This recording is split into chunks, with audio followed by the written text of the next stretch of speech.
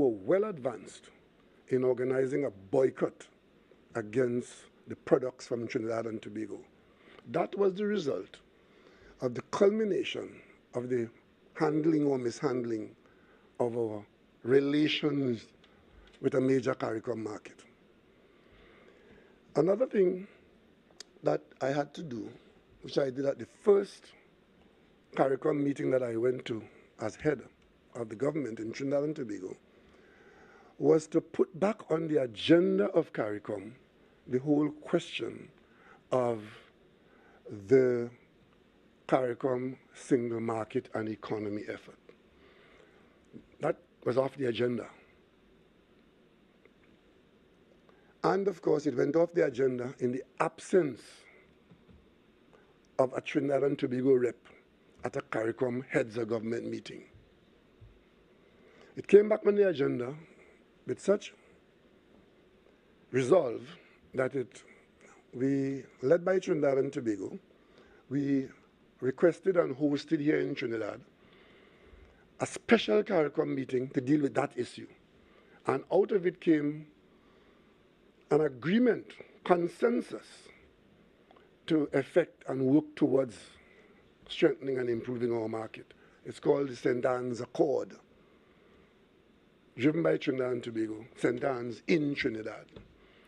What this indicated was a willingness of CARICOM to work together.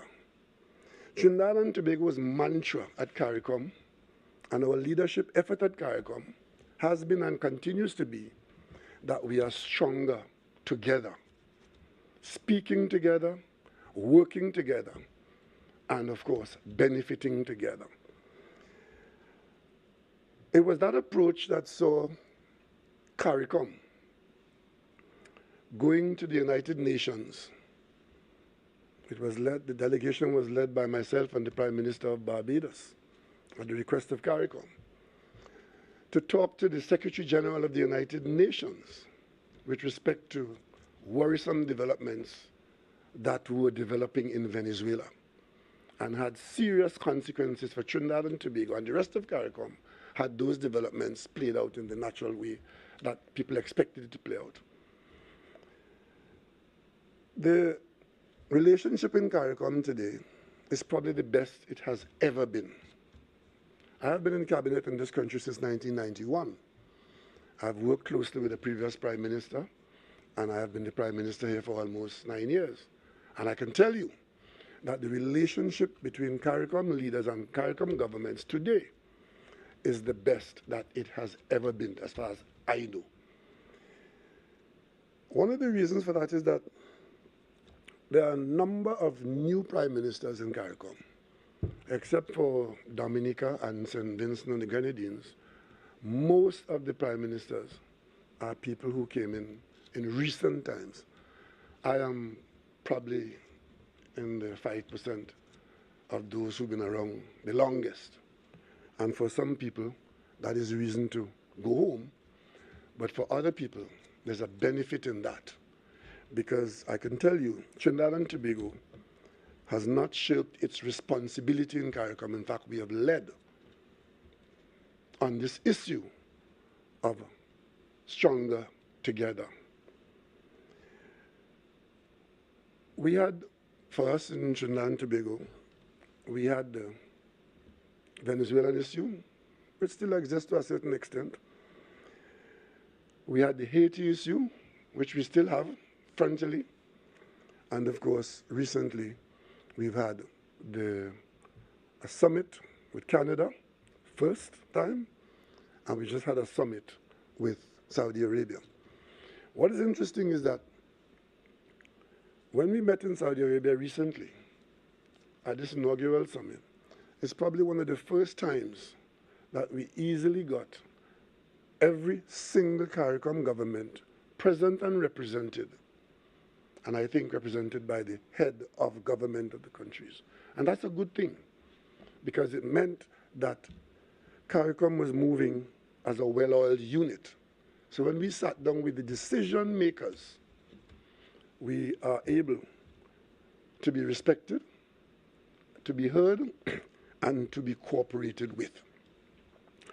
And that is how it has been throughout. And I've said to this country, not in joke, but in assuming a serious responsibility, that insofar as these external matters are concerned, that I regard the Prime Minister's office, with myself in there, as the country's #1 salesman. So while there are others who will tell you how bad Trinidad and Tobago is and how bad things are and how disastrous it is, my job is the opposite, to try and present our country in the best that we could be externally. And I could tell you that our diplomacy, particularly under the recent leadership at the Ministry of Dr. Brown, has seen Trinidad and Tobago go to places that we had not been for a long, long time. And that has resulted in us currently holding the position of President of the United Nations and a number of other important positions around, where Trinidad and Tobago's position and our point of view is sought after and respected. Tomorrow morning, one of my assignments tomorrow morning is to have a conversation with the Prime Minister of Korea. We've just come from Saudi Arabia, we've just come from Canada, and of course we have other issues and other irons in the fire. So please do not let anybody, especially self-serving parliamentarians in Trinidad and Tobago, tell you that we are not stronger together and that we are in fact deficient in matters of foreign policy and government engagement. With respect to our trading arrangements, they say no news is good news. Minister Paula Gopiskun is very active and present in CARICOM with all our trading matters. And it's not to say that we do not have instances of disagreement or instances of challenges, but we have been managing them without any public discord or disturbing fanfare.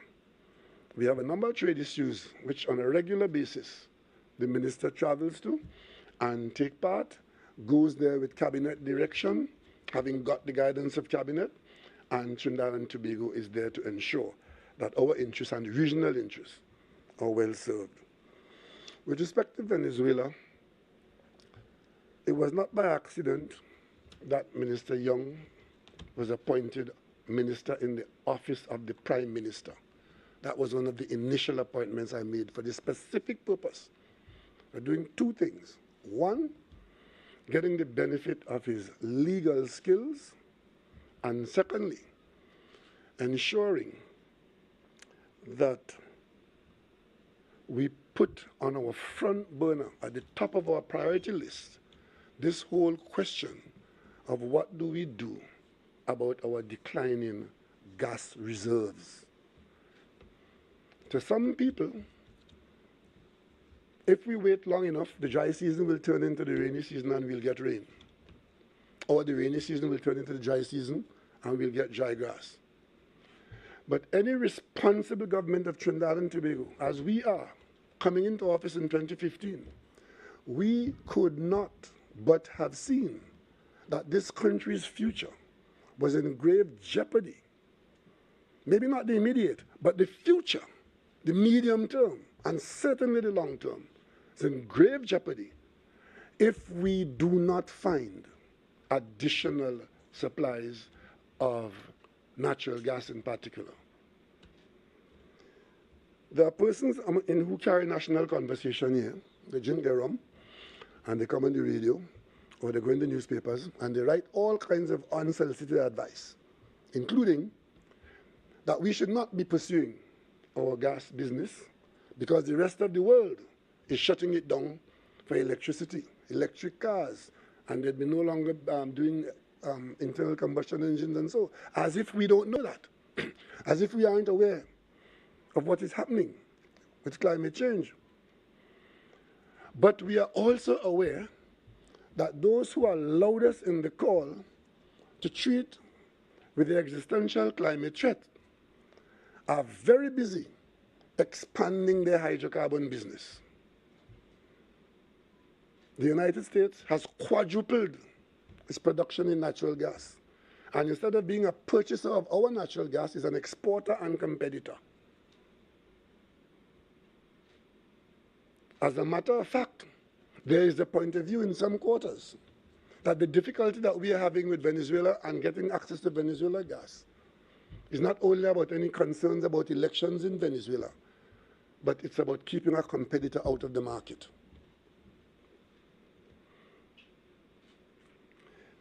And the people of Trinidad and Tobago should look at where we get our meals from and determine, just in a visionary way, what will be our position if the situation with respect to natural gas and petrochemical business dries up or deteriorates to a point of insignificance in Trinidad and Tobago. Who will pay the bills? Where will the money come from to pay the bills that we accept now as an entitlement? The government spends billions every month to pay public servants, to have free secondary education, to put medicine in the hospital, to provide $5 billion in grants to people every year, supporting those who are needy. Where would that money come from if our gas reserves continue to fall in the way they were falling when we came into office, and if we had done what others had done? So, access to gas is a lifeblood story for Trinidad and Tobago. And I want the national community to think about that. Because those who, jump up and down and be happy when we come against stumbling blocks, I don't know what they'll offer you if those stumbling blocks are not overcome. And the effort that we have put in doing the logical thing of trying to get commercial access to gas in a neighboring country has taken up the attention and the effort of this government in a way that most other things have not, because it has been so important and continues to be so important. And we have overcome significant hurdles where today we are at the point, having got a carve-out, an exemption, after serious work in Washington, both on our part and the part of our lobbyists there, and the members of parliament in the United States who we have contacted, befriended, recruited to this cause. As a matter of fact, whenever I go to Washington, I've been to Washington on this particular assignment, and in one day I've made 5 speeches to 5 different interest groups, to people who are opposed to it, to convince them that they should be on our side. These things take time. They take competence, they take patience, and they take a belief in your country, which has to be respected in certain quarters. And that's what we have been doing. So when somebody in our parliament comes telling you about how much per diem the Prime Minister gets, ladies and gentlemen, I want to ask you all to just ignore these idiots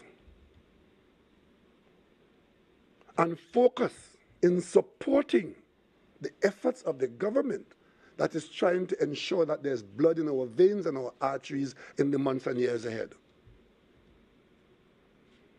Especially when these are people who actively undermine our attempt. As the government of Trinidad and Tobago in its foreign policy was saying no to the invasion of Venezuela and saying that the United Nations acknowledges the Maduro government and we have no reason to do otherwise, they were supporting another president who today has disappeared into thin air. They encouraged the Venezuelan opposition to oppose us. And they take umbrage when the word treason is raised. They go to Australia, they encourage the Australian opposition and the Australian Attorney General to oppose us when we seek to get help from Australia to get our ferries for the inter-island service. And coming and telling me now that I must account to them when I travel? I account to the people of Trinidad and Tobago because it is your business that I'm after.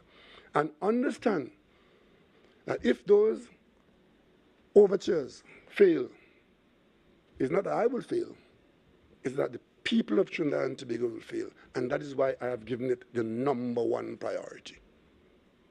#1, to ensure that we do not fail.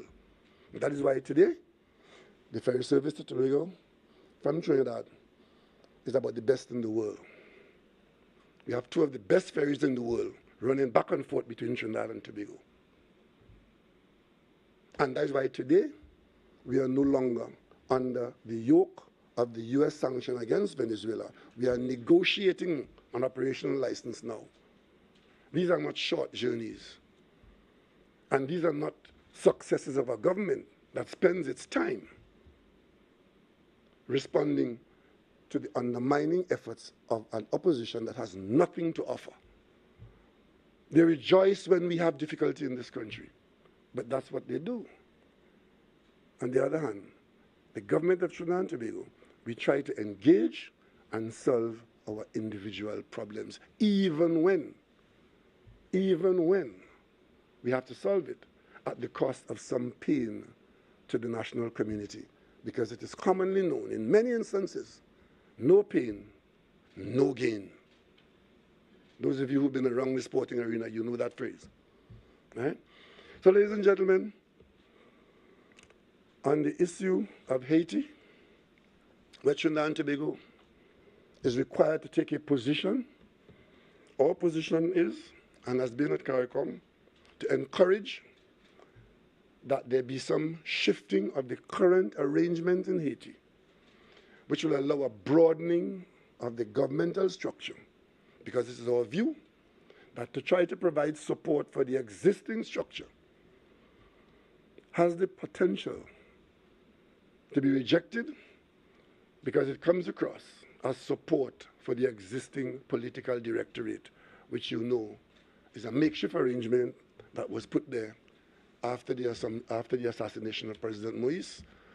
And we strongly believe that a great effort and greater effort should be paid to getting a broader-based government to prepare Haiti for some time in the not-too-distant future to have some kind of election timetable and have the population be brought along. Today, I think there's not a single elected official in Haiti. And therefore, to try and provide support, propping up that arrangement, is to invite failure.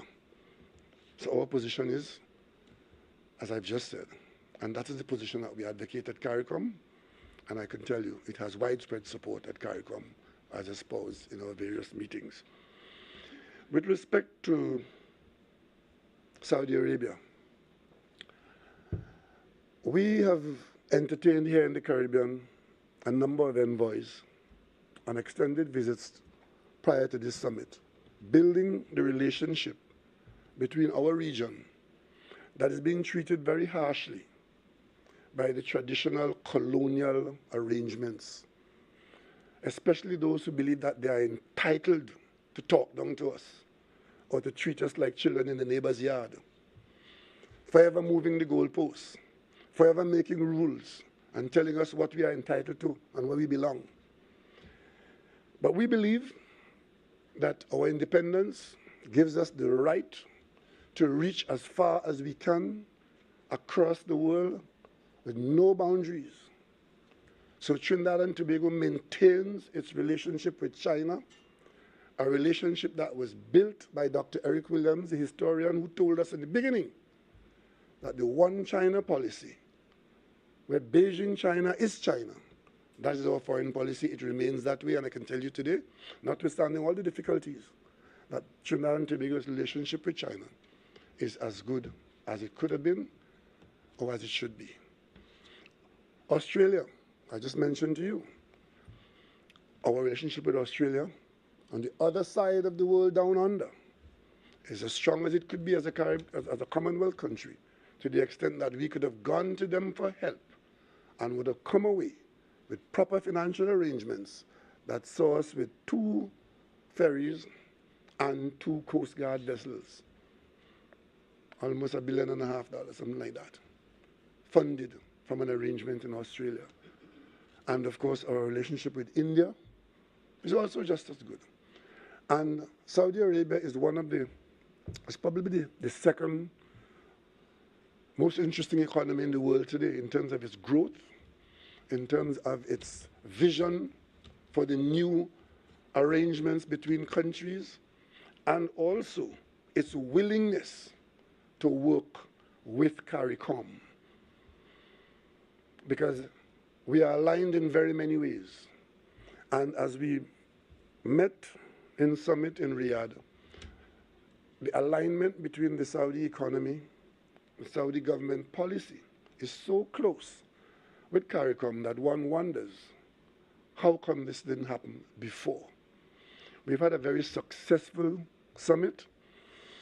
And as I said early on, when I talked to you about dealing with the oil companies, it makes sense to go to the top of the fountain, to plead your case and to make your decisions where the decisions are made abroad.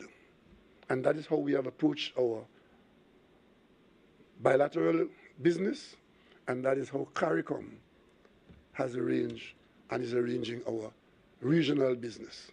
We go to the decision makers, and that automatically involves our heads of government and meeting people where they are or bringing them to us where they're willing to come to us.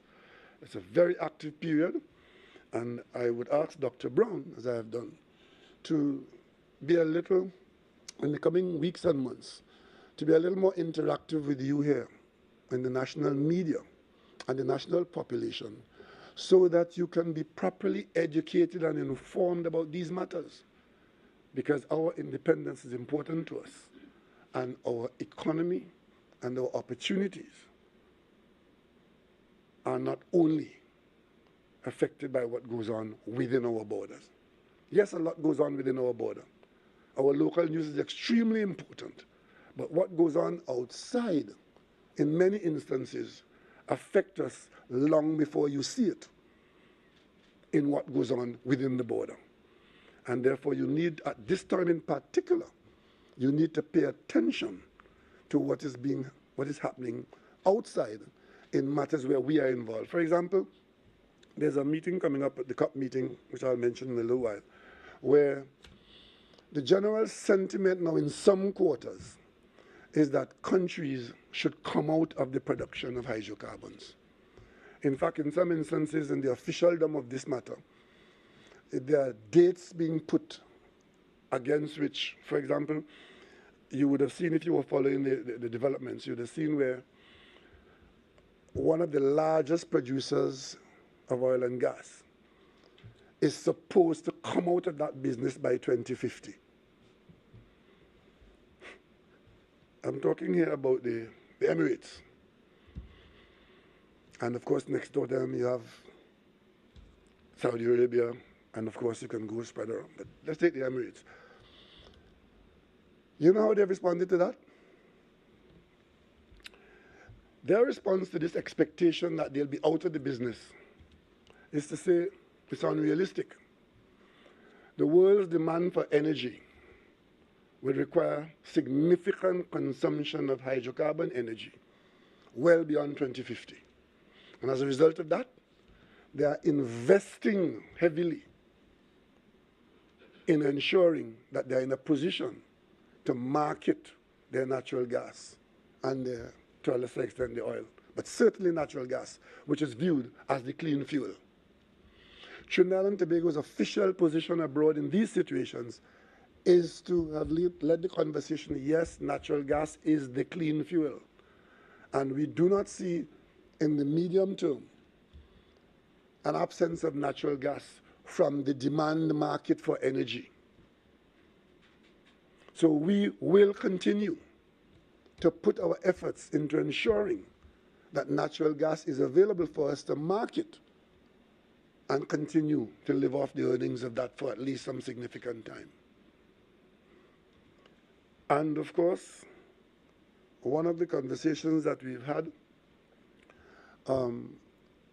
and Minister Young is talking in a continuation of those conversations tomorrow with Aramco Trading, where we have raised the possibility of some kind of alignment in the business of managing oil and refining, to see if there's any possibility that we could do business with Aramco Trading. But those discussions are still in the infancy, but we will continue to make them to see what comes out of it. So don't ask me what is the outcome. when we are now opening those doors. I have made it my business to come before you on this podium in particular on a regular basis and stay with you for long hours, ensuring that you are party to what is happening in the government. This is not something that you have been accustomed to. That has been the hallmark of my administration. I have stood before the local media for more hours than any other prime minister. And that being so, you cannot say that you are unaware of what the government is doing. You might not know all the details, because some of those details are in fact to be confidential for good reason. So let good order prevail, that what is to be confidential for the time being will be, but what you need to know, we've always been here to answer your questions and to offer you, even before you ask the questions, what is happening in Trinidad and Tobago. And when I spoke to you last time, I did tell you that between mid-November and early December, there were 3 big meetings that I was going to attend, one after the other. It turns out that the dates for what they call the high-level meetings, meaning heads of government meetings for COP, eventually was settled around the 29th of this month. In the meantime, CARICOM was settling the summit, and that summit was settled on the 16th of November. On a bilateral basis, Trinidad and Tobago and the oil companies, our meetings are set in stone in the first week in December. So I could not reasonably expect to run from. The original intention was that I would go from the Saudi meeting to the COP meeting to the London meeting. But that could only have happened sensibly if the summit had been a bit later. With the summit being set for the 16th of November, it would have meant that I would have had to stay in Dubai, or in Saudi Arabia for that matter, for about 11 days before the COP meeting starts. And of course, for those who have a question mark about the cost of things, that would have been $250,000 for my team to remain between one meeting and the other. So what I've done is to put myself through the personal stress of coming back from Riyadh, having just gone there.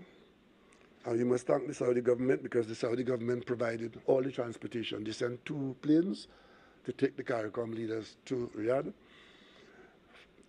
13 hours up, 14 hours back. So I did that, and I'm very happy that it was done. But it would mean that I took the decision as soon as the summit meeting was settled on the 16th. I took the decision that I would forego attendance at the COP meeting because there was too much of a gap between these 2 meetings. Our delegation would be led by Minister Beckles, who is the minister who is on station with the COP issues as Minister of Planning and Development. So Trinidad and Tobago will be well represented there, and there'll be other CARICOM leaders there. Not all, but a few CARICOM leaders will be there as well.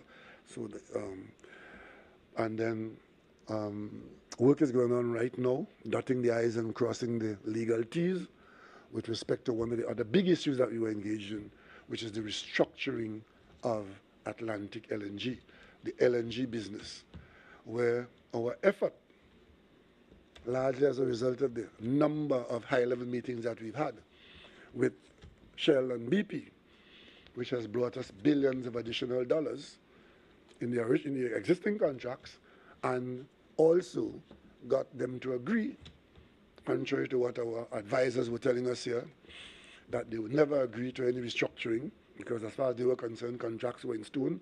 We didn't believe that.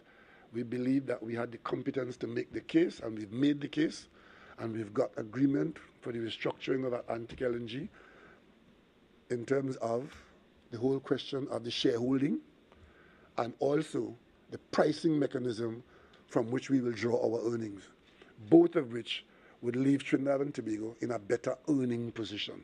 So ladies and gentlemen, if I leave this job this evening, I would leave satisfied that I have dealt with the big ticket issue, supported by the Cabinet, and the Cabinet of Trinidad and Tobago has engaged some very large issues successfully. But of course, I didn't invent the comment that a prophet is not without honor, save for his own country. Ladies and gentlemen, the other issue that engages us on an ongoing basis is the misbehavior of a minority of our population who believe that crime should pay and that crime must pay. We remain engaged in fighting the criminal element in Trinidad and Tobago. And that remains a high priority. We've directed significant resources, increase those resources, stay focused, and support our police service as the agency that under law has the responsibility for responding to the potential and threat of criminal conduct and also responding to holding criminals accountable for their conduct. Having said that, I saw your news today and I heard the conversation this morning, this whole question about negotiating peace with criminals. Well, let me make my position very clear on the position of the government of Trinidad and Tobago and the position of the Parliament of Trinidad and Tobago. Gang warfare gang activity is criminal conduct. As a matter of fact, it is criminal conduct that spawns the identification of gang leader, gang warfare, gang peace, or gang war.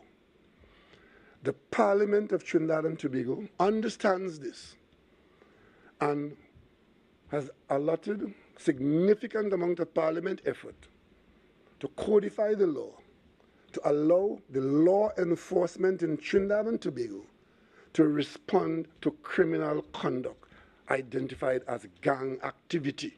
I refer here specifically to the anti-gang laws. And notwithstanding the fact that the police is required to speak to every citizen in this country if the police sees it fit, whether you are an abusing husband, a delinquent parent under the Truancy Act or otherwise, the police will speak to you and be authorized to speak to you.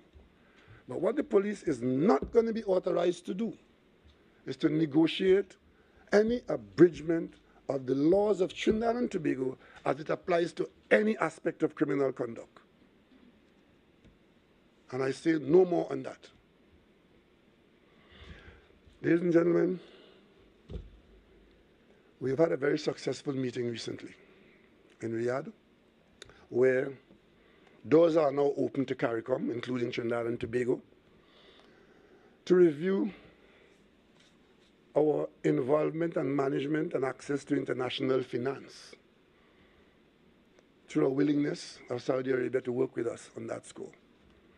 With respect to the access of finance for development projects, we found a very willing partner in a country that has the ability to be helpful in our development programs, offering to partner with us with finance in a number of areas in very many CARICOM locations. Don't ask me where and when, because it's too early for me to be telling you about this, that, or the other. I'm just telling you what doors have been opened to us.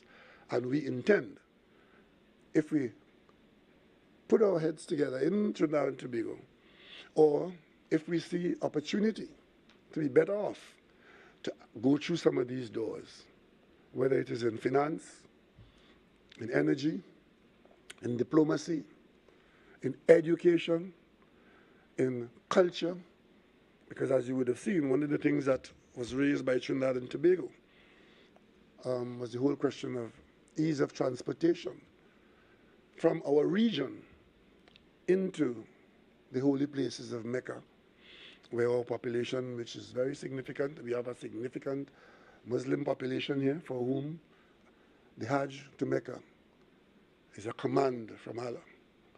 And it is, in fact, now, it has an economic side to it. And I hope that our people would have seen the effort that we are making to ensure that they don't have to go to Venezuela for a passport, for a visa, and travel to the Hajj through Turkey. We are hoping that the time will come when they can smoothly travel from here to Saudi Arabia and carry out their religious duties. The Saudis, one of their diversification efforts is a huge leap into tourism.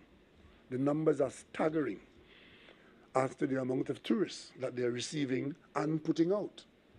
And their investment that exists now and will exist even in greater numbers when they operationalize a new airline that will have many tens of jumbo jets, specifically for growing tourism around the world.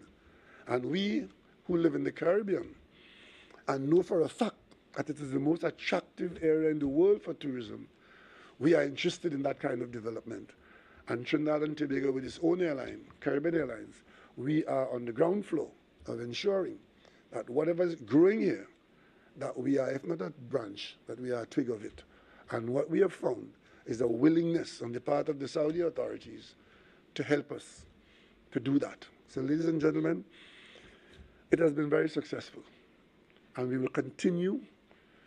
You might have heard me at an earlier time saying that we've had discussions of sharing, rather than having every CARICOM country having an embassy everywhere around the world, and we were talking about sharing with other CARICOM. We were in discussions with Barbados on this matter, on sharing our outreach in certain locations. That has come up with our new initiatives with Saudi Arabia. And of course, one of the things that is on the table, on offer, is a CARICOM house in Riyadh, where any or all CARICOM countries can be accommodated to have its embassy. And Trinidad and Tobago will take advantage of that offer in the very near future. It will require certain adjustments in our thinking. We are pre-COVID and pre-certain developments in the Middle East. We had certain initiatives on the way, but we have to adjust to the changes that have been made, and we are now in a position to welcome our presence in, again, one of the fastest growing cities and the regional capital that just happens to sit between Asia, Africa, and Europe. You can't get a better location than that. So, and to have a willingness to work with us there is a great positive. So you will hear more about that, and Dr. Brown will tell you about that in the as it develops in the coming days. So let me just stop here for now, and I'm sure you have a few questions that you may want to ask me that I might be able to answer. Anthony, you came in late. You can't come last. Anthony, you were there when I passed? All right, use your seniority. We can have it. It's going to be seniority. Anthony first, yes. That must be a great question, eh? Yeah. Prime Minister. No, you can sit. You can sit. Thank you. You said the relationship in CARICOM is the best it's ever been, as far as you're aware. But you also said that natural gas, access to natural gas, is a lifeblood issue for Trinidad and Tobago. Venezuela is holding a referendum on December the 3rd, in which the people of Venezuela will be asked to say whether they agree with the Venezuelan government that Essequibo is part of Venezuela. How does that referendum and what may come after it impact on Trinidad and Tobago in CARICOM, and Trinidad and Tobago for whom natural gas is a lifeblood issue? If there's any country that understands the principled position of Trinidad and Tobago, it is Venezuela. Because it is on a Venezuelan issue where Venezuelan lifeblood was at stake. that Trinidad and Tobago took its most public principled position, not once, but more than once. You may recall, maybe you're too young to know that this Essequibo issue had flared up at one time. And it was just as scary as it is now. And it was Dr. Williams of Trinidad and Tobago who brought about some easing of the tension. We are confident that the governments of Venezuela and Guyana would know that CARICOM's position that our region must be and remain a zone of peace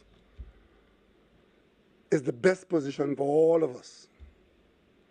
And secondly, we will all know that even in the darkest hour, Trinidad and Tobago's position was that if difficulties arise, the response ought to be dialogue, dialogue, and dialogue. It was a Venezuelan issue that took Trinidad and Tobago in the leadership in CARICOM with our colleagues to Uruguay, alongside Mexico and Norway, saying this in favor of Venezuelans making Venezuelan decisions in difficulty. There's nothing new here. There's nothing new here. As a matter of fact, we need not and must not deviate from what exists, which is the principled position that our region must remain a zone of peace. And all difficulties must be colored by that principled position. Guyana knows that it has the support of CARICOM on this matter, and Venezuela knows that CARICOM supports Guyana on this matter. So let us not overreact or overreach, because that, the greatest threat to fear is fear itself, right? So, and of course, Trinidad and Tobago views Venezuela as our closest neighbor, with whom we have and will maintain, continue to maintain, as we've done for decades, close and working relationship. And of course, Guyana, as the capital of CARICOM, Trinidad and Tobago is heavily invested there as well. We all know it, and I think we all know what's happening. It would be a tragedy indeed if we misunderstand what is happening and mishandle it. Yes. You spoke about crime earlier. Just tell me your name again, please, because Akash Samaru, and if you can put a question, remind me of who it is. The public would like to know as well. Prime Minister Akash Samaru, CNC3 News. You spoke about crime earlier. What's going on with the crime talks with the opposition? Where are we with that? Crime talks. Well, where we are is that we were invited by the president to try to have some meeting of the minds, where parliamentarians' rule could be brought to bear on the intractable crime problem. As far as I'm aware, that our response at the government was yes. We had a number of stumbling blocks. Parliamentarians know what their role is, but there were stumbling blocks and disagreements. And if our other colleagues are willing to sit and talk with us outside of the parliament, then we're happy to do that. And we took steps immediately to do that. But of course, we can only speak for ourselves. Because you may recall that when I said that we would, the first thing we got was agreement that we would meet after the budget.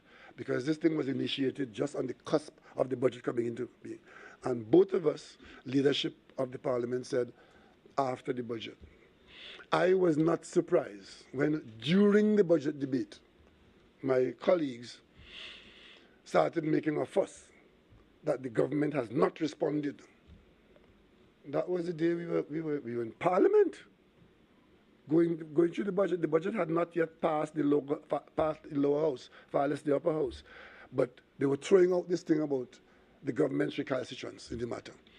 It just so happened it was the same day that I wrote to the opposition leader identifying the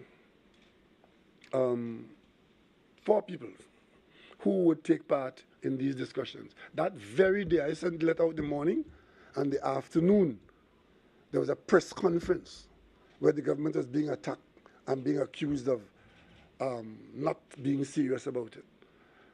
How did we respond? We said that, okay, having received a long, I think it was 6 pages from the opposition leader that vented all the politics and all the self-congratulations and all that, I didn't deal with that. Yes, we're going to meet. You wrote 6 pages.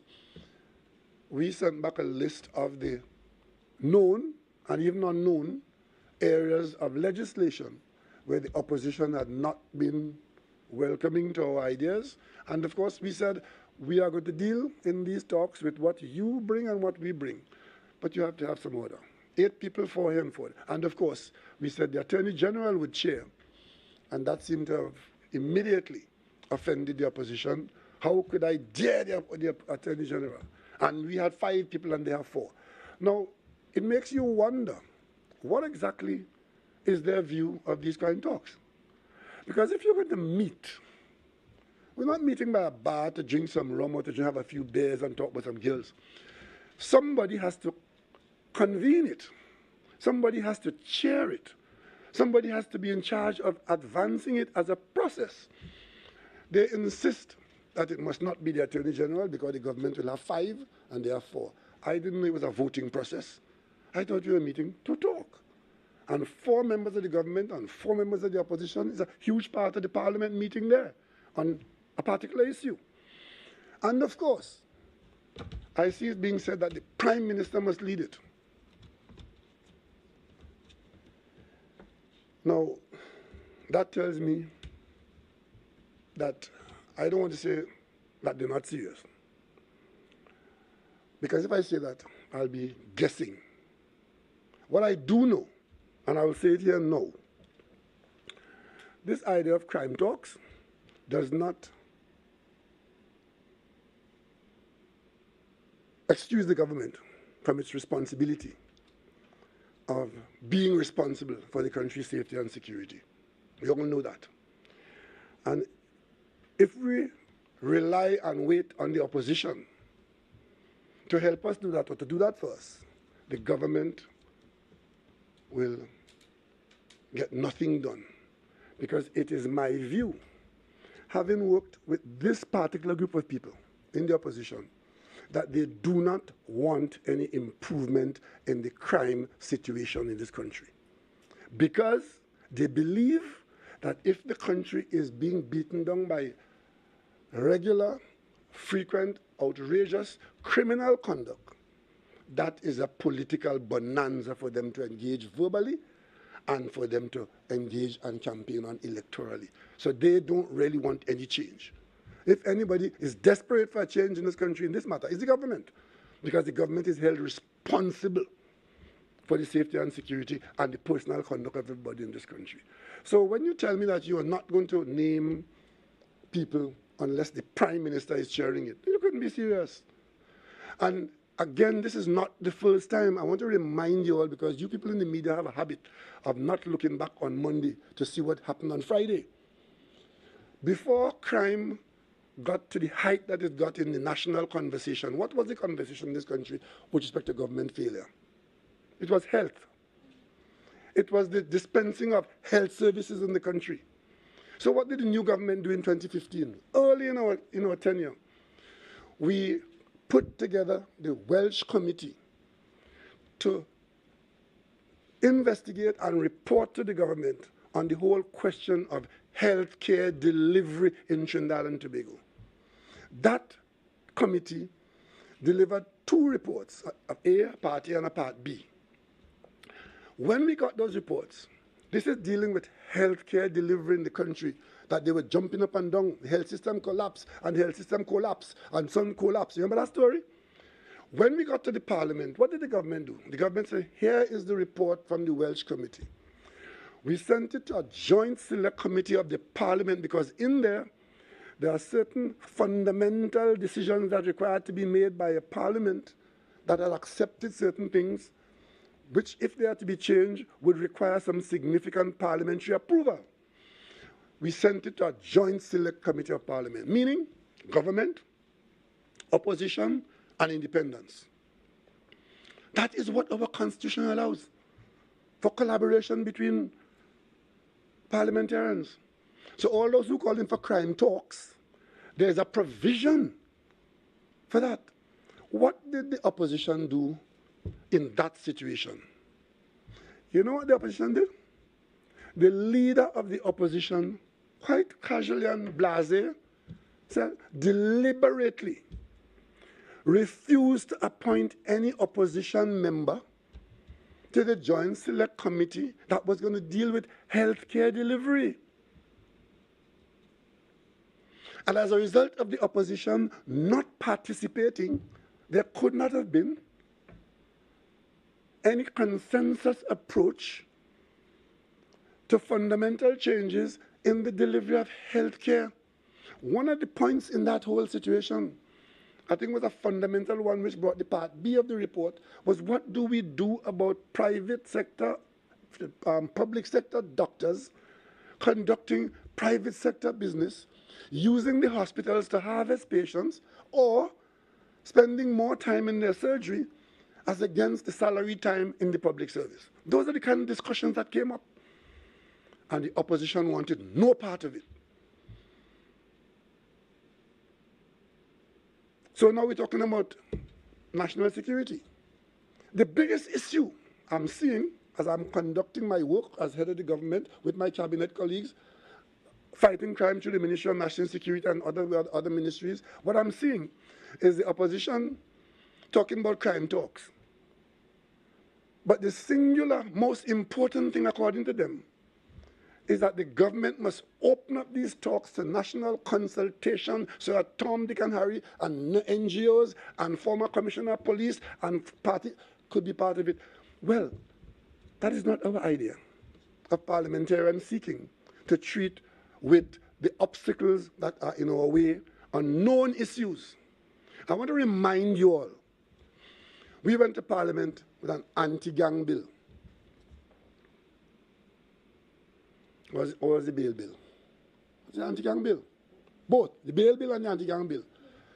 We spoke at length in the Parliament, talking about the issue, because that's what parliamentarians do. In the Parliament, you talk about it. All aspects of it, all angles of it, and you come to a position, a decision to implement and impact law. What did the opposition do? For the bail bill, which was something that they had for their use, requested by the police, they wanted no part of it. Anti-gang bill, they voted no part of that too. Because where you have a special majority and the opposition does not cast a vote in favor, abstention is as good as a vote against. So when they tell you, we voted for, meaning an abstention, it was after the anti-gang bill was voted down and there was a public outcry about the behavior of the leader of the opposition and her charges, that they hurriedly come and tell the government, bring it back, bring it back, bring it back, and let us amend, let us change the standing order for the moment.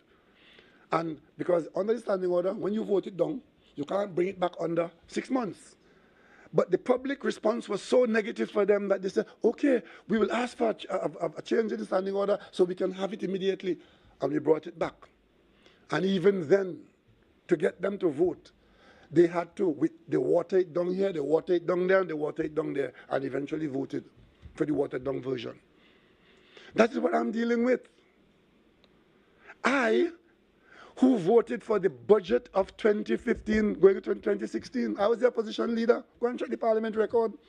They brought the budget for 2016, and the PNM voted for the budget because we vote for the interests of the people of Trinidad and Tobago,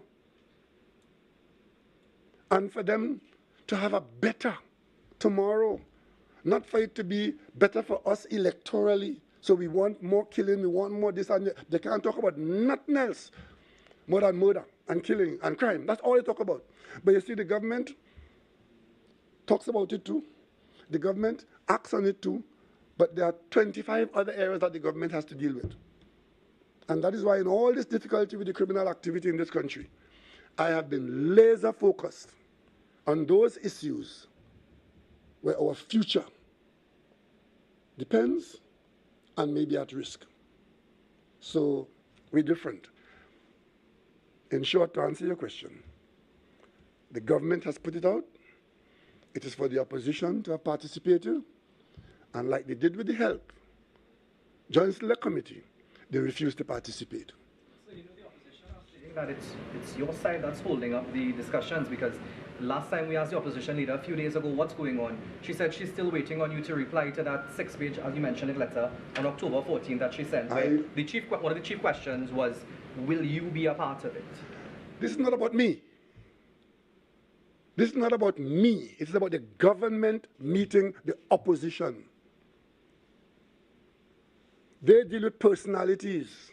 We deal with institutions. That's the difference. This is not about me, for me to promote myself. Self-promotion is for them. I have woke up to my eyeball. Understand? And I can guarantee you that when I am not there, the team that is sent there from this PNM government will do exactly what the people's interests require, which is to look after the people's interests. To tell me and to make it a condition. Apparently she wants to talk to me. She has my phone number. She knows where I live. If the opposition leader says, I want to come and see you, no, I tell you, come. But don't come and tell me about if we have to talk about an issue, whether it's crime or it's judging or draining or oceaning, don't tell me that if I am not there, it cannot go forward. I have not put myself in that situation, sir. When I am not here, isn't there a prime minister in the office? When I am not in this country, isn't somebody in the office of prime minister and the country runs along as smoothly as ever? That's how it is. I don't put myself in a situation where if I am not there, maybe that's how it is with her. She wants to promote herself through crime talks. I want the government to talk to the opposition. If she can't find 4 people to say, talk to the government, then say so. But the bottom line is to say that if I don't have, and she's naming certain people who must be in the talks, you know.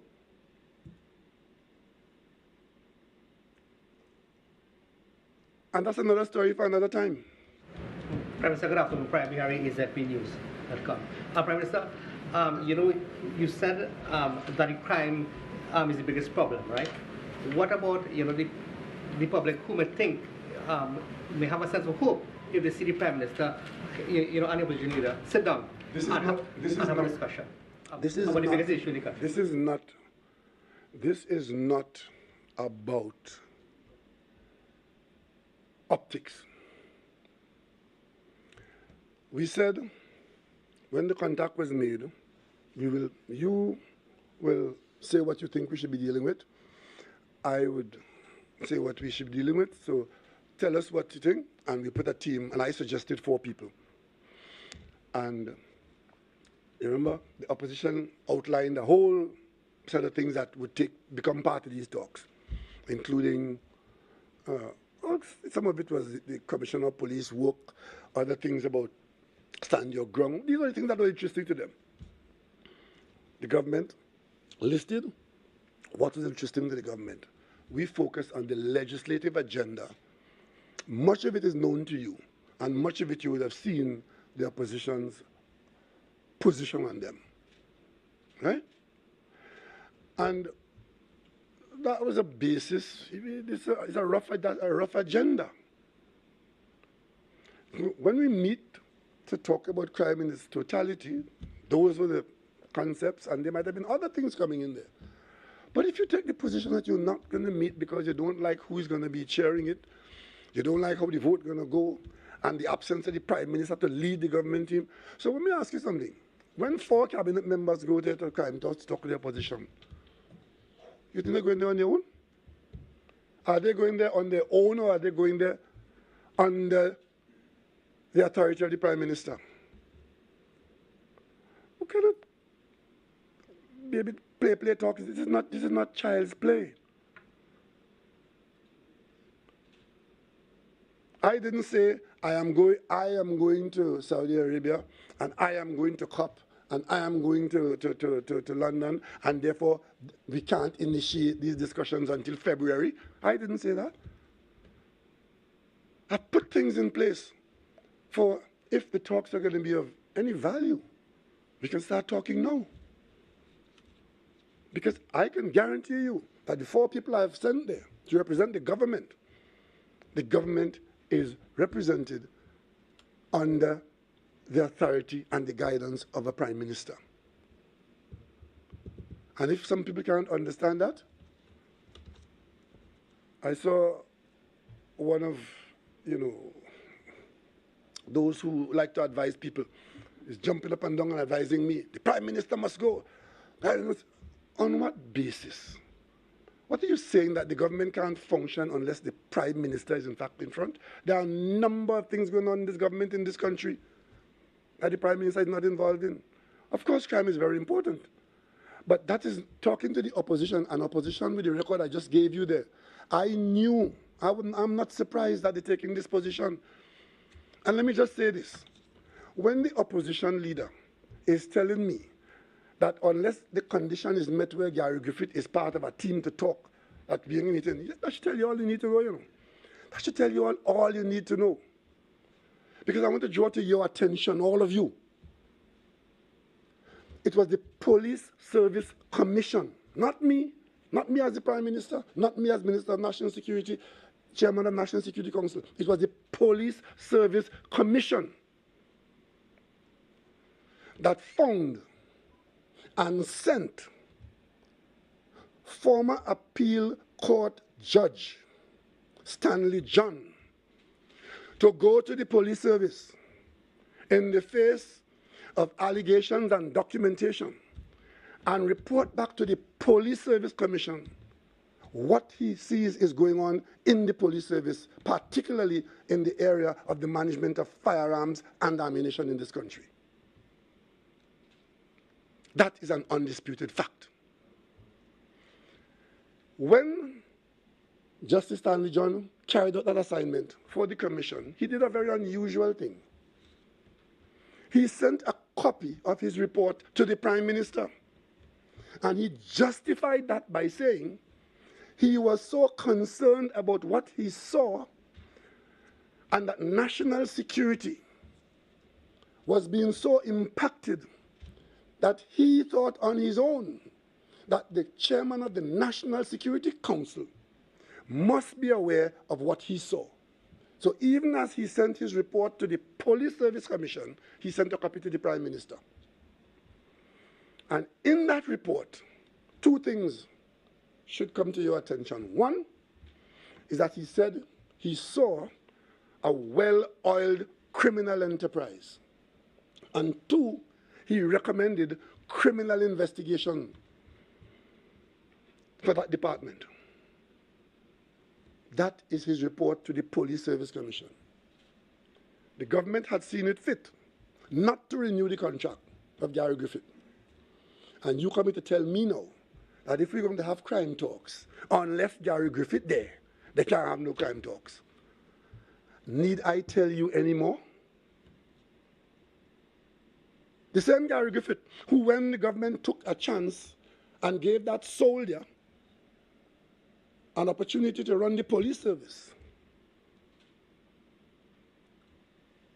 3 years later, Justice John is reporting in the way he has reported.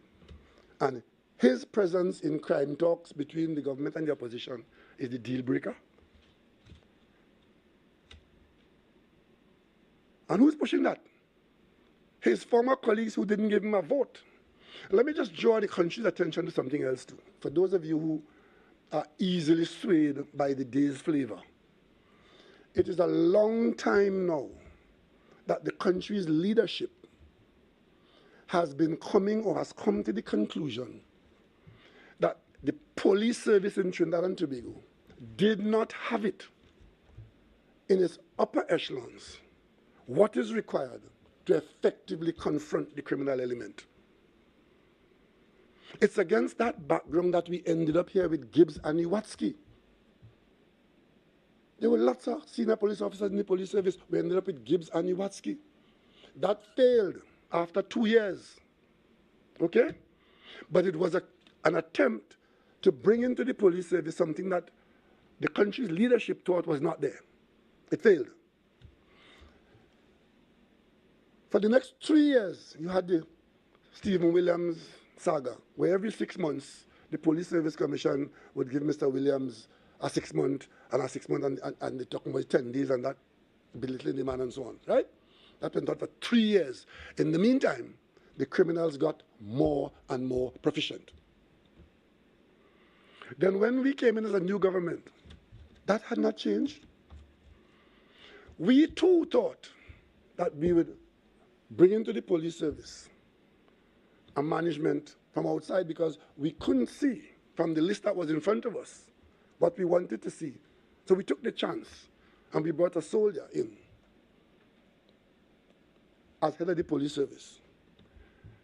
You know, there are a number of people in this country who lose their name after they get a little post. They become former this and former that and former the other. You never see him saying, I was a former soldier, former commissioner. But let me just remind you all, it was a soldier who we put as head of the police service for 36 months. That failed spectacularly.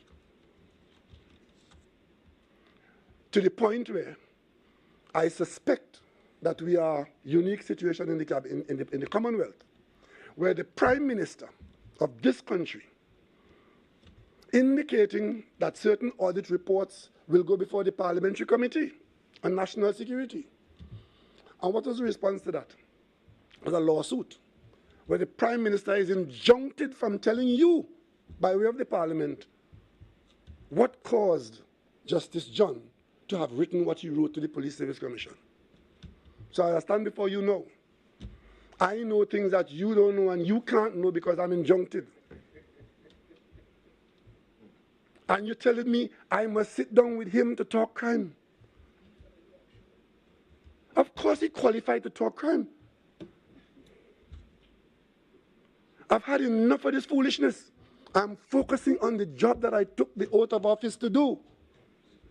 And this country has too many schools and too many universities for you all to be falling for the foolishness. There are more people in the opposition who spend their day worried about the police than maybe on Duncan Street. But they're out front, leading the national conversation, upsetting your psyche, and holding out the prospect of something better and laying down conditions. They will lay down no condition for this government.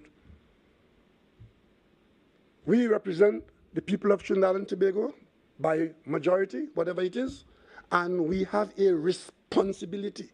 And it is in that context that we will not be played in that way. We went ahead with the health system that they wanted no part of. We went ahead, we completed the Couva Hospital, we built the Point 14 Hospital, we built the Arima Hospital, and we're building the tower in the Port of Spain General Hospital. And we built a number of other health facilities. And as God will have it, when COVID came to us, the same health service that they were bad-mouthing, it collapsed. We distinguished ourselves in protecting our citizens because we had a health system that we were all proud of, even though we had to go to court 65 times because they took us to court to lie about what is happening in the hospital systems. That's our record. And I will say it again. We have parliamentary colleagues who have a great day when the criminals carry out the outrages in this country because they see it as being of political value. And that is the long and the short of it. The government will continue to confront the criminal element, and we will give the police all the support. And we expect that others like the judiciary and other arms of the state will fall in and tell us what time of day it is, because all of us are exposed to the wiles and the outrages of a criminal element who believe that they have support in certain quarters in this country. Yes. Prime Minister, just wondering, as you talked about government's responsibility in terms of, let's say, new legislation as this year is closing into the new year to deal with the issue of gun violence, murders, etc. Is there anything you can tell the population about that? And also, have you had any recent update as the chairman of the National Security Council in terms of operational procedures of law enforcement, the state security agencies dealing with this matter? Well, the first part of the question, I am anticipating that the proclamation of preliminary inquiries, the abolition of preliminary inquiries, that would be effected before the end of the year. That's my understanding, but the Attorney General might be able to give you something a little better on that. In terms of brand new legislation, there are some amendments that we may be able to do, but remember, any significant change would require, we have a situation where special majorities would be required to interfere with constitutional provisions. And I am telling you, once we have anything that requires a special majority, the opposition has a position that is their strength for it to fail, because they don't want any improvement, because they believe that the improvement will be for the government. They don't see it as improvement for the people of Trinidad and Tobago. They see it as though it's the government. There are some politicians in this country who would some politicians in this country who they don't care what they prevent the people from having, as long as it, in their little minds, benefit them at the polling station. That's what you have. And the second part of your question was what we do at national security and how we interact with the police and so. I meet, I would say, fairly regularly we have 10 police divisions in this country, meaning the country is divided up into 10 parts, and each division is led by a senior police officer.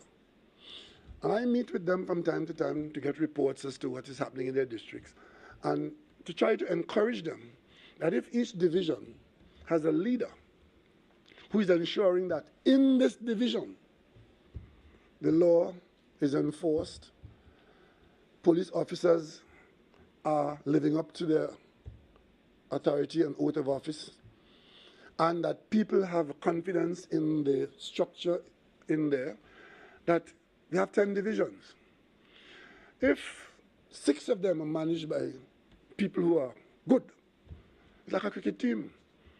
Not every person on the team is a star, but every person is required to contribute to the outcome of the game. And we meet on a regular basis. The National Security Council receives reports, makes comments, but as you know, we can't direct the police service, because that is when you are going to get very upset. I mean, I've seen it very frequently being implied that the Prime Minister is a dictator and he dictating to a lot of nonsense. We keep our distance from the police decision-making with respect to policing, where it involves individual actions against any person or any situation. But overall, we interact with the police service through the minister, who interacts with the commissioner of police, and I dare say maybe other senior officers. That's how it should be. But the minute we require to interfere with the legislation, police is trying. I mean, they have their serious issues with the police service, not the least of which is the trust that the public has or doesn't have because of some of the actions that we see from time to time with police officers. That trust is being eroded, and they try to build it back, and every so often when you think you're building it back, somebody does something that damages it again and so on. But the bottom line is that we are on the job doing that. But the criminals keep adjusting. And the criminals will always have an advantage in that they decide when they commit the crime and who they commit it on. That's an advantage that only they have. Right? But in terms of the government providing the resources, the government ensuring that the police knows that they have the support of the government. As I speak to you now, the last meeting we had, and one of the things that came up is that there isn't enough, they don't have enough vehicles to be able to put more people out in certain situations in terms of patrolling and bringing about police defense force. We took immediate steps to get the Minister of Finance. We're in the process right now of funding and buying vehicles from the showroom, because the process of buying in the long way They've been trying to buy vehicles through the normal bureaucratic process. VEMCO and the police commissioner office, that is now going on for months because these are slow process. But we need to have the soldiers and the police out there immediately. The cabinet took the position, if it is vehicles they don't have, go in the showroom and see what is there. We've done that. So in the next week or two, you should see another 50 new vehicles to ensure that when the soldiers want to go out with the police, that there's no impediment of no vehicle. So that's what we do. That's the kind of thing we do. We support as far as we are able to ensure that they are resourced to respond. The procurement legislation? No, we did not. It is being done. In fact, the legislation allows the police department, which is headed by an accounting officer, to procure. Right? I'm glad you mentioned that. We're not sidestepping any legislation. We are using the legislation. Right? Yes, Priya. I have two questions. There was a time previously, under a previous PNM government, when there was an attempt to negotiate a truce with, at that time they were called community leaders. Do you see this question of I know you've taken this hard line on the peace deal, but can that at all... You see what? You've taken a hard no on this peace deal. I don't want you to misunderstand me, because maybe I should clarify that a bit before you go further. I, more than anyone, would know, because I'm a Tobagonian. I would know when police was in charge of this country, in the station districts, and the sergeant was in charge. If you were misbehaving in the community, you had an audience with the sergeant, right? The sergeant was sent to call you, because I grew up knowing police sent to call Bacchus. That was the conversation. I'm MP for Carnage. I know Sergeant Bell was in Carnage. If you are misbehaving in the community in whatever way, from domestic violence to other more serious crimes, if there's any more serious than that, interfacing with the police, so the police will talk to you. In fact, I know people who their parents carried them to the station to get a scolding from the police. That was community policing. Because a misbehaving boy, your mother marched you down to the station for the sergeant to talk to you, so that you will know that if you continue along that line, right, there are consequences.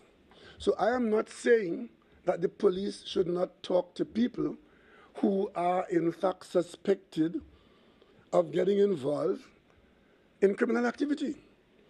What I was referring to is giving them this sanction through negotiation of terms and conditions where they're in charge. And I think your question is about where there was some meeting at some time before, some peace deal that was made, I think, under the Manning government, and the press spoke a lot about it. What was the outcome of that? There was just so much talk.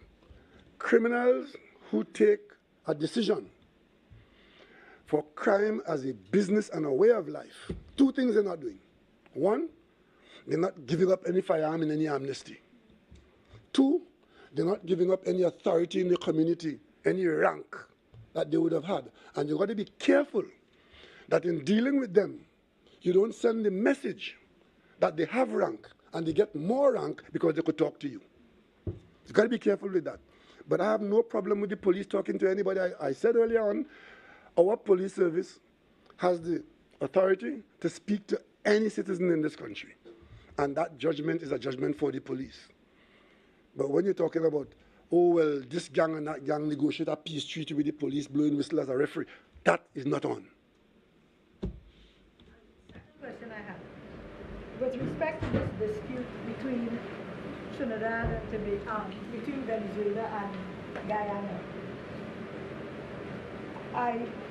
I wanted to know on what basis you made the statement that if it is one country that understands the principal position of Trinidad and Tobago, it is Venezuela. Is it that this issue has been discussed in any form at bilateral level between Trinidad and Tobago and Venezuela, so that they said to us, we understand your position. And it is made on the basis that we have been conducting business with the government of Venezuela and the government of Guyana. And we were there when the government of Guyana, of Venezuela, faced challenges very much in the same way that Guyana is facing it now. And the government, personnel of the government of Venezuela would have seen us at work and see how we handle that, to know how we will handle this development that's taking place now. We know because we have been working with them on other issues. And one of the things I'm sure is that the government of Venezuela respects the government of Trinidad and Tobago. And the government of Guyana also respects the government of Trinidad and Tobago. And therefore, our position with them starts off on that basis of respect. They don't expect us to do anything that is unprincipled or even foolish. Prime Minister, why do you think this issue, which you said has arisen on several occasions in the past, why do you think the particular issue of Essequibo has arisen at this point? Anthony, I know you know the answer to that. So I look forward to reading it from you. But I'll just say to Trinidad and Tobago, I don't know how many of you know that there are maps, official maps that exist that show Trinidad as part of that kind of conversation in the minds of some people, right? So let us understand our history, understand our region, understand our politics, and when Anthony puts the answer to that question, you will understand that is nothing new. Sorry, yeah, let me have the lady. Hi, good afternoon. Cambridge Fletcher, Guardian Media. Two things. Firstly, it wasn't mentioned, but the issue of cyber attacks, it's been something that's on the lips of the public, it's been in the public domain, and rather the fear of persons seeing that a lot of personal information is being spread, being leaked to the dark web, etc. In fact, it was reported that your personal information as well was shared to the dark web. So my question is, do you think this is something that the state should step in, possibly in terms of laws to treat with something like this, or if something is already being done? Well, we certainly need to strengthen our legislative framework. We did at an earlier time float a cybersecurity bill that, of course, whenever you put anything out in this country, the first reaction is wele. But now, especially as we become more and more dependent on the digital age offerings, it is a matter of urgency for us to return to prioritizing the legislation that will deal with the environment of cybernetics, if you may call it that, so that cybersecurity and a whole new suite of criminal offenses need to be identified and codified. And I expect that the Minister of Digital Transformation and the Attorney General will get that before the Cabinet as quickly as you can to ensure that we do have the deterrent effect to the extent that there is deterrence that can be had. And in the event that the population can do anything to ameliorate it, that they have the legislative authority and support for doing that. It is certainly a part of our economy. We can't back away from that now. Our banks are heavily involved. Our digital database on the public service. Information is power. And there are people who use that power either through threats of misuse or abuse of access to information that is a whole new world. So yes, we need to have new and where it exists, updated legislation to allow us to live comfortably in the digital age. It's surprising. Even the countries with the best systems in the world, this reality of people trying to penetrate databases for that information information, I mean, even if the information itself that they access is not harmful to you today, because of what it is, the very fact that they have been able to access it in an unauthorized manner is very discomforting. So we need to get on with putting up some bulwarks there and having the technical capacity to be able to protect ourselves from it. And the final point is, if it does happen, we need to be able to competently deal with it in such a way that the loss of confidence is minimized. Prime Minister, do you accept that your information was leaked on the dark web? I've seen, I myself have done nothing to find it, but I've seen it being published. The media raised with me what they saw. The people I rely on for technical support, they confirmed that there was some information. It was not, initially, it was said it was my banking information, and I mean, that had me very, very concerned. But it turned out it was my ID card number, my TSTT telephone bill. That's where it was the telephone bill at TSTT, because I have a government phone, which is managed at source by TSTT and the government department.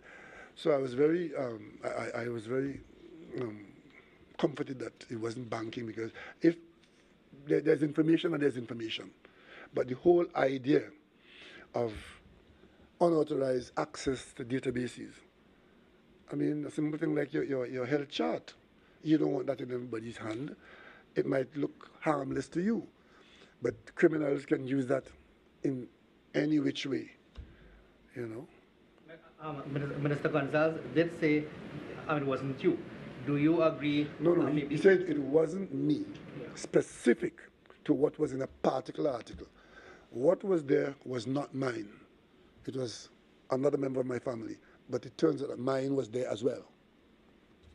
Prime Minister, TSTT is 51% owned by the Trinidad and Tobago. Were you, as Prime Minister, consulted on the dismissal of the TSTT Chief Executive Officer? No, I was not. Were you informed of it before it happened? I knew that there were attempts made to ensure that there was accountability and that the government would get a clear and accurate report from the company as to what actually happened. That much I knew. Prime Minister, if I may talk about the Saudi Arabia summit, I would carry come. You have said that the refineries for sale. Was that part, discussion? The refinery at Point of Pierre. Was there any offer, by our government? Yes, that did come up. That's one of the issues that we discussed, because we talk about energy security and the presence of a refinery that is inoperable for lack of crude did come up, as one would expect. I couldn't speak to that now, but the first aspect is that it did come up. We will keep talking about it to see whether there are opportunities. And you spoke about restructuring of Atlantic, right?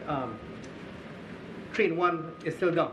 At the end of the day, we need more gas. So would that restructuring help in terms of getting Train 1 up and in terms of getting more gas? Train 1, again, if I take you back a little bit, the gas curtailment affects all the trains. When the Train 1 issue became public, there was a big hue and cry from our parliamentary colleagues that we had spent, I think it was 34 million US on Train 1, and it was wasted because Train 1 had to be down and la la la. What we said to the country then is, because of the ownership structure, where Train 1 and Train 4 were the areas where the people of Trinidad and Tobago had a shareholding. We had a 10% in Train 1 and an 11% in Train 4. And there was no shareholding in Trains 2 and 3. We understood what that meant if Train 1 was just excised from the business. When we wanted to renegotiate a situation where our ownership structure would leave us with some ownership in Trains 2 and 3. That appeared to have been too complicated for some people to understand. But what it did, and we did say so, by maintaining Train 1 as we did then, it allowed us to have a seat at the table, because it was at the table that you negotiate what happens with Trains 2 and 3. At the end of those discussions, I can tell you now that the new arrangement is that we've brought the 3 trains together, and the people of Trinidad and Tobago will have a percentage ownership across 2, 3, and 4. So now, Train 1, even though there's not enough gas to bring Train 1 into operation, and there's no plan to do so at this point in time, so we now be dealing with a 3-train industry. The people of Trinidad and Tobago are in a better position because we now have access to earnings from Trains 2 and 3 and continue to own that 11% or thereabouts in Train 4. And of course, that could only have been done if we were able to hold to the table those who own Trains 2 and 3. That is what a government does. That's called good government. That's called success. What percentage we now have in 2 and 3? I wouldn't want to speak to that today, but we do have reason to be happy. We're having some documentation to be signed, and I don't want to speak ahead of the signing of those documents. That's what I'm going to London to see happen in the first week of December. Prime Minister, you said the new arrangements with Atlantic, of course, and BP and Shell, would increase the revenue to Trinidad and Tobago by billions of dollars. Is the government ever going to disclose how many billions of dollars? We always do.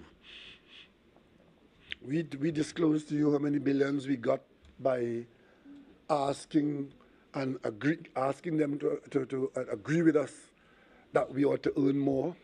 The Minister of Finance told you, and it's available. Minister West is here. I don't know if she has it in her head, but I could give you the assurance that, and I'm sure we did that on at least 2 occasions. I was there when the Minister of Finance and the Minister of Energy on this platform told you how many billions more we got as a result of what we negotiated. Had we not renegotiated those arrangements, we would not have got those additional billions. As a matter of fact, look at it this way. We are now getting earnings of gas at 2.6 billion cubic feet per day, as compared to peak times when it was 4.2 billion. But we are still managing to run our country off the earnings of gas, because some things happen where a lower volume of gas is giving us about the same kind of revenue that we were getting when a higher volume of gas under different arrangements were being sold. One of the things that we are doing, or we started to do very early, is to try to shift the formula for our take from Henry Hub to the international market. Because outside of Henry Hub is the US pricing basis, which you see normally like $2, $2.75, $3. But elsewhere in the world, there's an Asian market and there's a European market where the price is much higher. We were excluded from those markets because of arrangements that were in place. This government changed that. As we go forward, what are the things that we're doing here? The government's share of gas, which we are entitled to under the contracts. In an earlier time, we had allowed the oil companies to market that share. This government has changed that going forward. Minister Young can give you, I'm going to ask him again to have a day out with you all and give you the details. He's put it here, but sometimes it's too difficult to absorb all that at one time.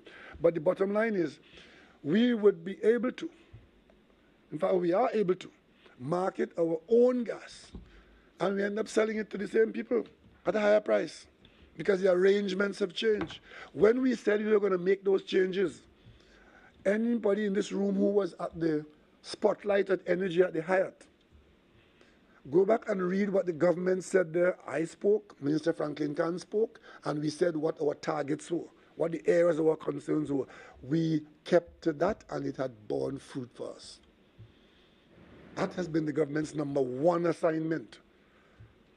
So, as we go forward, the day could come, would come, should come, when gas would flow from next door in Venezuela to us. Gas is a billion-dollar industry. Putting pipelines down would cost hundreds of millions of dollars, operating it, but the earnings are in the billions. And if you don't do it, opportunity lost would be in the billions. You mentioned, Yes, Jules, sorry, and I'll come to you after.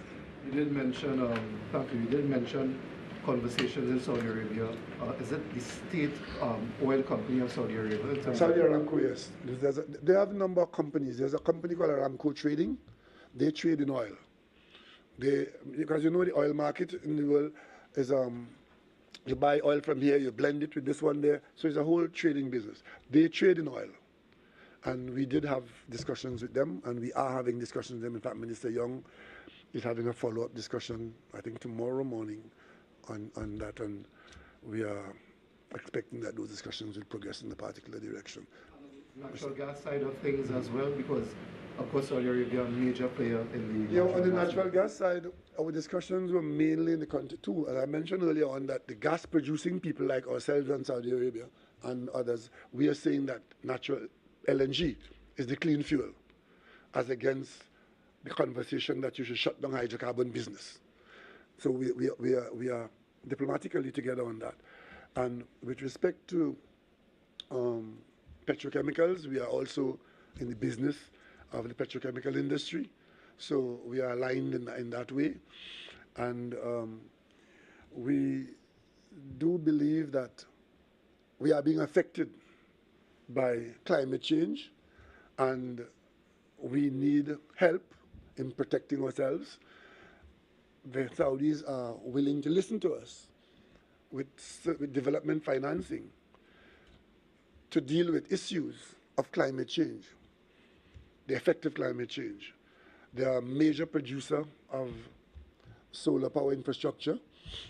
We are looking in that direction. As you know, we're currently building 112 megawatts, and we have to build more as we go forward. And also, we both know that a day will come when we can't rely as heavily as we could, or as we are, on hydrocarbons, either because it has run out, or because the world would have changed, and what is now being advocated come to pass. So we have to build a future that is not entirely so heavily dependent on it. And that's why they are going full speed ahead with some huge investments in tourism. And we believe that even here in Trinidad and Tobago, especially Tobago, that we need to invest more in tourism because it's a more sustainable industry. But you need to do the investment now so that when the drying up comes for whatever reason, your presence in the tourism environment would see you accessing earnings. They are interested in considering development finance for tourism in our country and in the region. So hopefully, I don't know if we can persuade our local entrepreneurs to see it, that the world is saying now, invest in Trinidad and Tobago, in tourism, and financing is available. That's where you're at. Yes, we are, sorry. You said that 2 flights were sent for the CARICOM leaders by the Saudi government. I wanted to ask whether that was that transportation was initiated by the Saudi government, whether they met all the costs, Did they Yeah. provide also the cost for accommodation? And do you feel that in an arrangement like that, certainly our opposition might raise questions about CARICOM leaders sort of being paid for? Well, let me answer the question. Yes, the Saudis provided 2 jets to take us. One came to Barbados and one came to Jamaica, Miami. One came to Miami. So heads from the northern Caribbean, like Belize, Bahamas, Jamaica, they went from Miami. Those from the southern Caribbean, Suriname, Trinidad and Tobago, Grenada, we went from Barbados. If the Saudis openly and transparently provide transport to us, we don't sell ourselves short. And to be concerned about any opposition position, that because we accept transportation to a meeting in this way, that we somehow would compromise our national position. But I'll expect me to say that. You see, if that is what you are, then clearly you'll think others are like that too. And it is quite normal for heads of government to be accommodated when they visit. You always see it in CARICOM. Whenever there's a CARICOM meeting here, no matter how contentious the issues are on the table, the government of Trinidad and Tobago pays for every head who comes in here, accommodation-wise. And when we go out, the country in which the meeting is taking place, that country foots the bill for the head of government. So if it means that because somebody is giving you a hotel room and an apple in your room or a couple of grapes and a bottle of water, that you will sell out the country, that's not how we do, that's not how we see it. There are 2 standard CARICOM meetings. One is the intersessional meeting, and then the other one is the sessional meeting. 2 meetings per year, at least 2 meetings per year. But those 2 are fixed. And so at least twice a year, the head of each CARICOM country goes to another country, right? And sometimes in your own country. When I spoke earlier, what I didn't say is that during that period, when CARICOM, with this new batch of leaders, most of them new, I happened to chair CARICOM during that period. Trinidad and Tobago was in the chair of CARICOM during the pandemic. The whole question of vaccine was on my desk, right? So the leadership changes every 6 months. And that is not something that... So when you see opposition members trying to compute how much per diem the Prime Minister earned because he went to meetings, I ask you to disregard these jokers. And I will only say one thing to that too, you know. The operative verb there is earn, per diem. I would leave this office quite satisfied with my earnings. And I'll be more satisfied if the honest truth that is told when I leave this office is that I am not accused of stealing public money. So they could talk as much as they like about how much per diem the Prime Minister gets. That per diem is set by the government and is the same one that was being paid when Puss in Boots was running all around the world. Australia, Sri Lanka, Brazil, all about is the same thing. Except that on this occasion, there's a Prime Minister who can account for what those visits mean. You would know how many times I address you all on the way out and on the way in at Piarco Airport, telling you where I'm going, where I've been, and on the way back I tell you what has transpired. Where else were you accustomed to that? Where? I came in on Saturday afternoon, dog tired after a 14-hour flight. I didn't see you then because I might have been too tired to talk to you. But first thing on Monday, I'm here talking to you. But I wouldn't see that in the editorial though. What I will see is conflating what this government does with what somebody else has done. As though all are we the same. We are not the same. We are quite different. And when you talk about this crime talks that ask them what happened with the Welsh report and the Joint Select Committee in Parliament on healthcare delivery. Ask about that. And I look forward to your article. Yes, bypassing it. Yes, Prime Minister. We're coming close to the end, right? So that might be our last question, unless there's a very good one coming from somebody else. Just Okay, like to Akash, confirm whether or not Trinidad and Venezuela is expected to sign off on a license for Dragon Gas. I'm asking this because it's being reported in international media. I'm reading the article now saying Venezuela close to approving offshore gas deal with Trinidad, with Shell. Minister Young is in Venezuela, on his way there right now, because he leads our team, and our team is on the way to Venezuela. These are complicated issues, eh? It's not something I say you go and buy hospital and go home. It's not like that at all. These issues are very complicated, that they are large. This is a billion-dollar industry, and especially at initiation. What we are doing here with that Dragon arrangement is very far-reaching, complicated, but once you get it done, it will flow more smoothly after.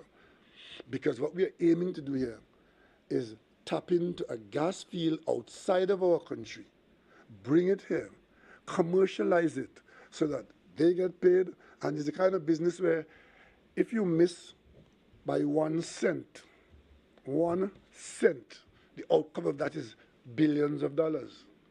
So if you over here, people arguing over a cent in a meeting, that meeting that's taking place in Caracas is a cent in the formula, but it has far-reaching consequences. And because, you know, it's the first time when it comes to pass, and I'm confident it will come to pass sometime. It's the first time that Venezuela is selling its gas to anybody outside its border. So everybody wants to make sure that that cent is on the right side of the decimal point. So Minister Young has done so much work on this, that, I talk to him from my bed. And my wife sometimes said to me, "You're not tired harassing Stuart?" But we have to work. But he came in with me on Saturday, and he's off to Caracas now. He's on the flight now. He's gone, yeah. And he's going to be there for maybe a day or two. But they're working on the license, right? And that's a good thing for us. In Trinidad and Tobago, let's keep hope alive. Don't be beaten down by this constant spewing of negative and failures who other people, invite upon us. We're not doing too badly. It's a difficult time, but we're not doing too badly. Do you think there's any way that the situation in the Essequibo could jeopardize the Dragon gas development? Yes, there are always risks because, it's like a nuclear reaction. Once it gets started, you could lose control of it. The last thing we want is for us not to be in a period of peace and a zone of peace. I don't have a crystal ball, but things, especially where diplomatic matters are concerned and that nature, I have no forecast to make as to how it will go. But I could tell you what I would not like to see. I would not like to see the relationship between Venezuela and Guyana deteriorate to a point where consequent actions would negatively damage all of us. Because all of us would be damaged. Because the Dragon gas that we're after, Venezuela has an interest there. Guyana has an interest there too. We are also working very closely with Suriname, where they have found significant gas, and Suriname is willing to cooperate with Trinidad and Tobago. The logical thing there to bring that gas to market is to the best option to put South American gas to the market. It's Point Lisas. Our real strength in all these negotiations is the existence of Point Lisas. The pipelines, small thing, big money, but technically small thing. And that pipeline will have to come to us from Suriname, through Venezuela, Go and look at Europe. Pipelines come all the way across Europe from Asia. Why is it that we can't have the same thing here and benefit from an economy where we already have access to the world market for products that are required on the world market? So governments are seeing it that way, and we trust that all the governments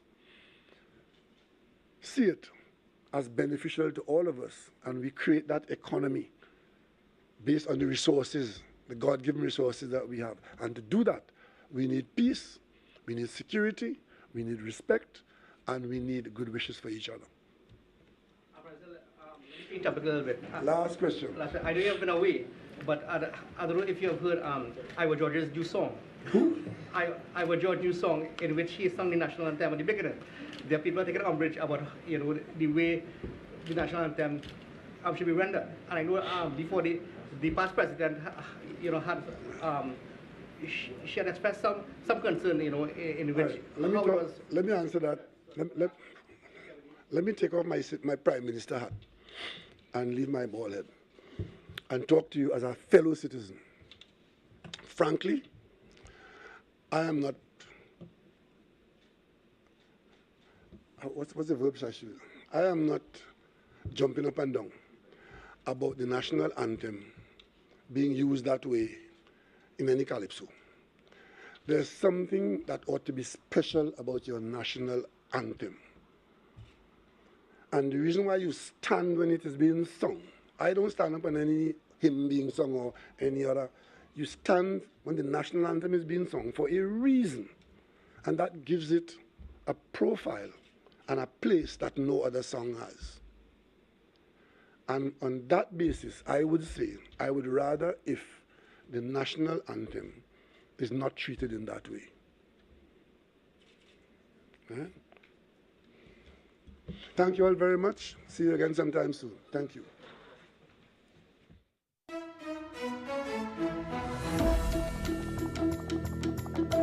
You ever tried talking to your child and there's a total and complete misunderstanding and it turns out into a shouting match? Be mindful of what you say and, more importantly, how you say what you say. Today I want to share with you just a few thoughts on communication. To build healthy parent-child relations, communication. Hello and welcome to a special edition of ABC 13 Weather Now. I'm Chief Meteorologist Travis Hurd.